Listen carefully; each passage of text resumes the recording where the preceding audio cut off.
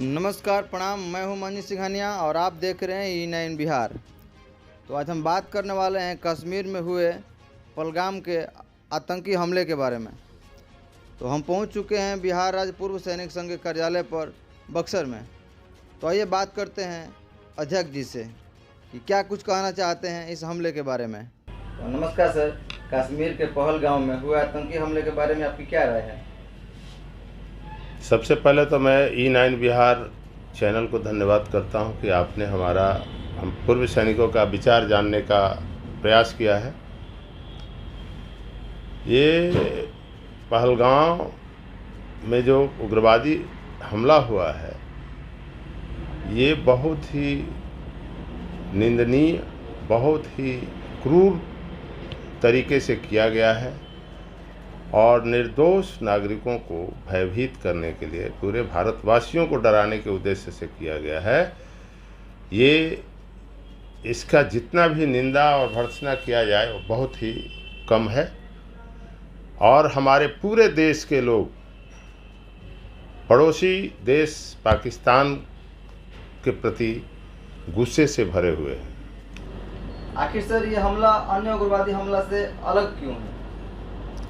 हाँ, ये बात सही है कि इससे पहले जितने भी उग्रवादी हमले हुए हैं उसमें अनजान लोगों को मारा जाता था। कौन मर रहा है उस हमले में इसका कोई उनका मीनिंग नहीं होता था उग्रवादियों का। लेकिन इस बार जिस तरीके से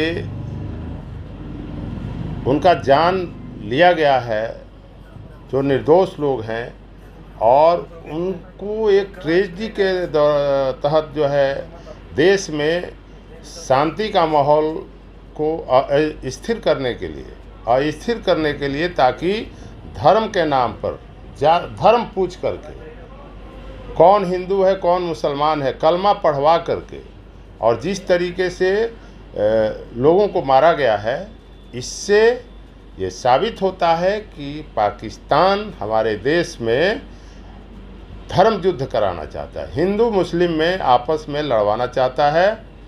और ये उसका जो स्ट्रेटजी है वो बहुत ही खतरनाक है। इस तरीके का हमला इससे पहले भारत में कभी नहीं हुआ है और ये पत्नी के सामने, बच्चों के सामने उसके पिता को मारा गया है। ये बहुत ही दर्दनाक और बहुत ही असहनीय पीड़ा है और इसका हम लोग बयान नहीं कर सकते। तो क्या मोदी सरकार को पाकिस्तान पर सीधा हमला कर देना चाहिए? देखिए, हमारे देश के पूरे नागरिकों का भावनाओं का अगर हम ध्यान रखते हैं तो सभी लोगों का यही कहना है कि अब पाकिस्तान से सीधा युद्ध करने का समय आ गया है। लेकिन एक सैनिक होने के नाते मैं ये जानता हूँ कि युद्ध में उतरने से पहले कितनी तैयारियां करनी पड़ती हैं, जिसके लिए हम लोग तैयार भी हैं। लेकिन उसमें बहुत सारे पॉलिटिकल विल की ज़रूरत होती है और बहुत नुकसान होता है देश का। जो भी देश आप देख रहे हैं पश्चिमी देशों में, सभी लोग लड़ रहे हैं एक दूसरे से। जो भी देश युद्ध में जाता है उस देश के नागरिकों को बहुत कुछ कुर्बान करने की ज़रूरत होती है। मुझे लग रहा है कि सीधा हमला न करके भी पाकिस्तान को और तरीके से जवाब दिया जा सकता है। अगर जरूरत पड़ी तो बक्सर के पूर्व सैनिक सरकार की क्या मदद कर सकते हैं? देखिए, हमारे डुमरांव अनुमंडल के